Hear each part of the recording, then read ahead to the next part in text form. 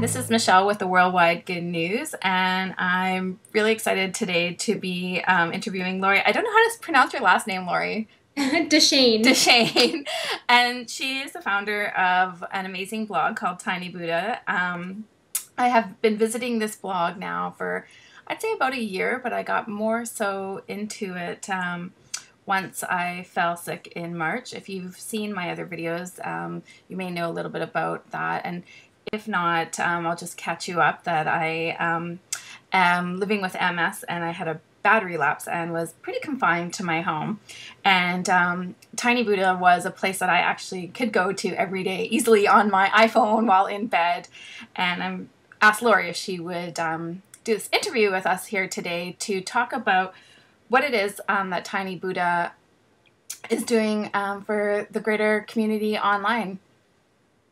So, hi Lori, thanks for being with us today. Oh, no, thank you. I'm excited to chat with you. So I also need to apologize that we're having some technical difficulties both on our end. So sorry that there's no video, everybody, but hopefully you'll still enjoy the interview. So Lori, do you want to tell us a little bit about Tiny Buddha?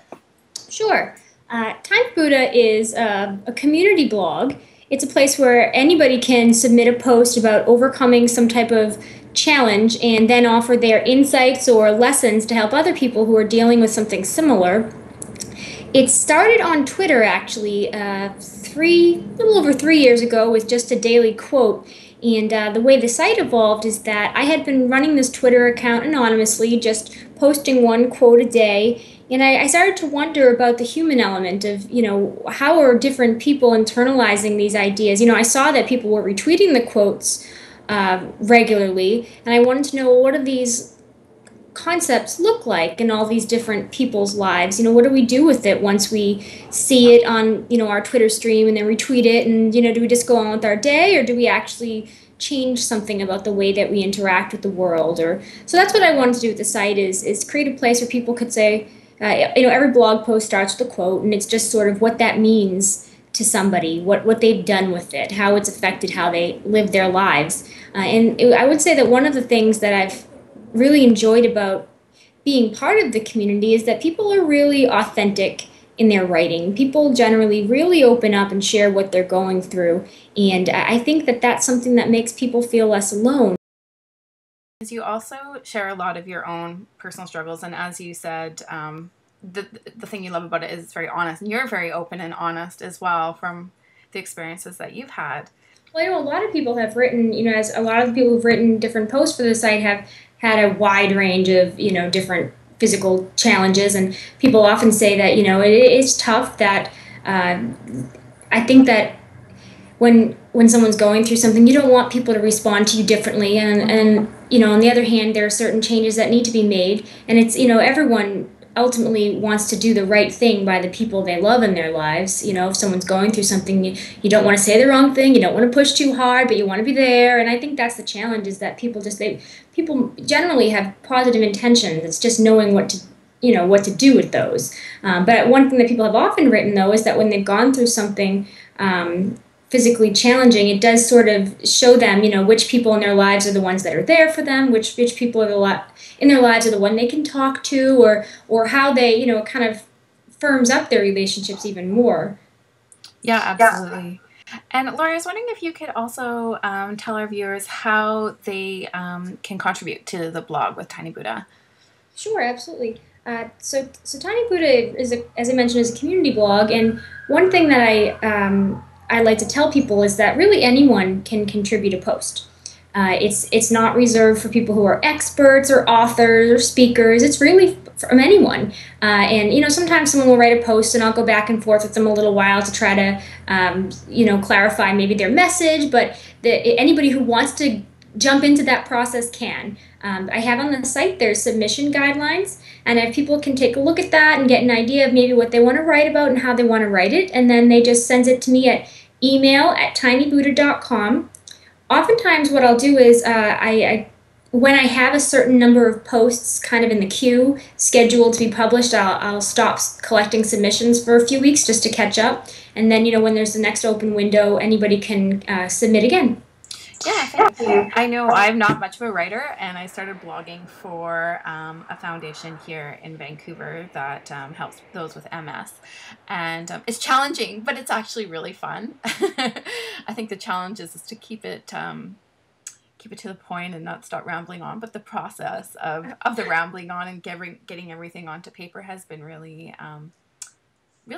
interesting for me. It makes you really think a lot about what's going on for you at that moment. I had read that people who write in journals with the intention of identifying lessons tend to be more happier, actually, and they move on more quickly from challenges than people who write just to vent their emotions. So I Mm-hmm. think there's something really powerful about being able to write specifically and say, okay, this is what I'm going through, but this is what I've learned. Because Mm-hmm. all of a sudden, whatever it is you're dealing with, it feels like there's some kind of use for it. You know, like you've grown in some way, and maybe you've helped other people, and I think that that's the great thing about having a blog or contributing to someone else's blog is it gives you a chance to step back and look at things in a way you might not have. You know, if you're specifically looking, specifically if you're writing, okay, 10 things I learned from this or that, you know, if you're trying to find that list of things that you've learned, it's a really empowering process. You might find things you didn't even think that you got, you know, that you somehow benefited.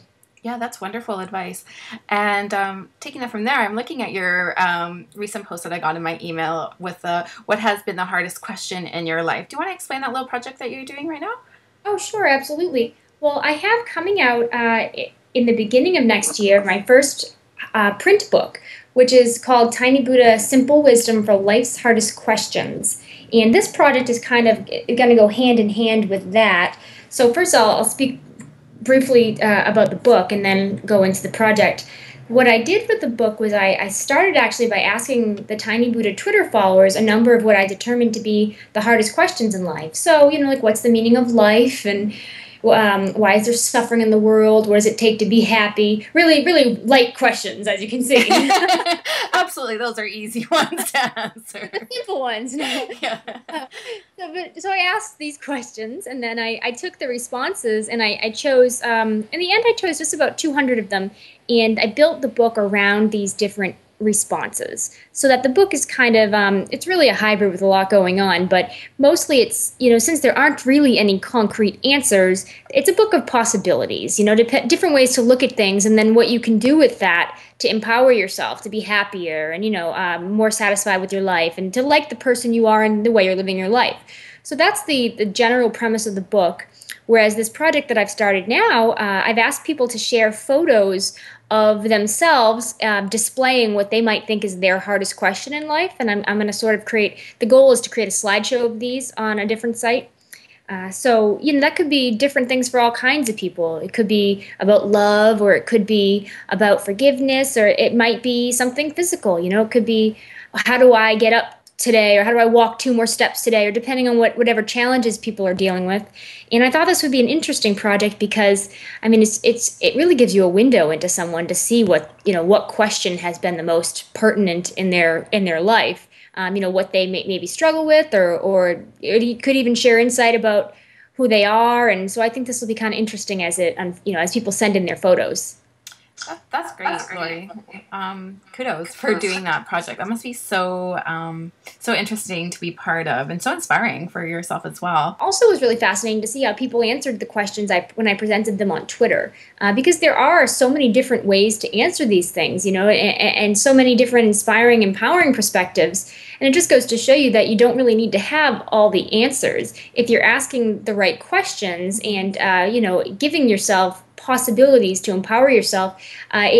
Uncertainty doesn't have to be a scary thing. It could actually be a satisfying thing, even. Yeah, and I'd like to ask you, what gives you the drive to run this type of blog? Well, one thing that when I first came to this blog, what I really wanted to do was I wanted to be able to do two things simultaneously, which I feel has been a challenge.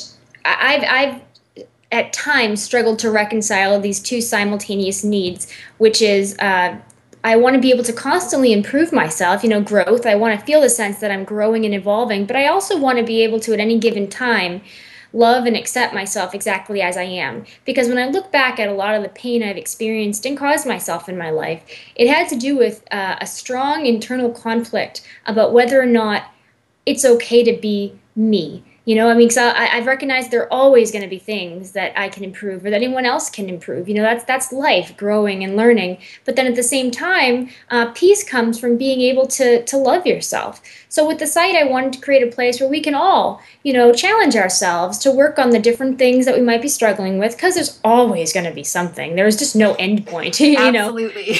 that's being human. But then on the other hand, I also wanted to create a place where we can, while we might share what we've learned or what we're going through, there's an overall understanding that, who we are is valuable. That we don't have to change to be worthy. We change because life is change, and because we can always evolve and improve and transform, but that there's nothing wrong with us. And so that's a big part of why I do what I do, is to continually explore, okay, well, so what's next? What's the next process in the growing, and how can I be good to myself today, and how can we all be good to ourselves today? I think when we're good to ourselves, we're good to each other.